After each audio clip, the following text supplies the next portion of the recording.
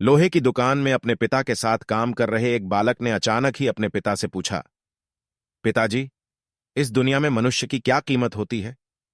पिताजी एक छोटे से बच्चे से ऐसा गंभीर सवाल सुनकर हैरान रह गए। फिर वे बोले, बेटे, एक मनुष्य की कीमत आंकना बहुत मुश्किल है, वो तो अनमोल है। बालक, क्या सभी उतना ही कीमती और महत्वपूर्ण है? पिताजी, हां बेटे। बालक कुछ समझा नहीं। उसने फिर सवाल किया, तो फिर इस दुनिया में कोई गरीब तो कोई अमीर क्यों है? किसी की कम रिस्पेक्ट तो किसी की ज्यादा क्यों होती है?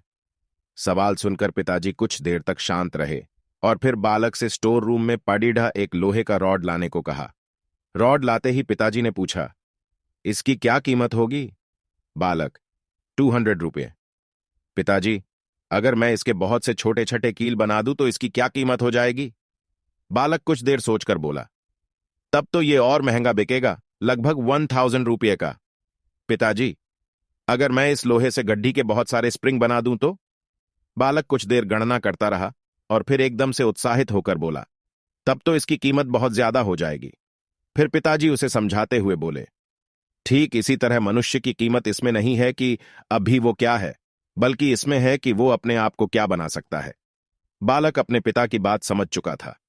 दोस्तों, अक्सर हम अपनी सही कीमत आंकने में गलती कर देते हैं। हम अपनी प्रेजेंट स्टेटस को देखकर अपने आप को वैल्यूलेस समझने लगते हैं, लेकिन हम में हमेशा अथाह शक्ति होती है। हमारा जीवन हमेशा संभावनाओं से भरा होता है। हमारी जीवन में कई बार स्थितियां अच्छी नहीं होती है, पर इससे हमारी वैल्यू कम नहीं होती है। मनुष्य के रूप में हमारा जन्म इस दुनिया में हुआ है, इसका मतलब है हम बहुत स्पेशल और इंपॉर्टेंट हैं। हमें हमेशा अपने आप को इम्प्रूव करते रहना चाहिए और अपनी सही कीमत प्राप्त करने की दिशा में बढ़ते रहना चाहिए।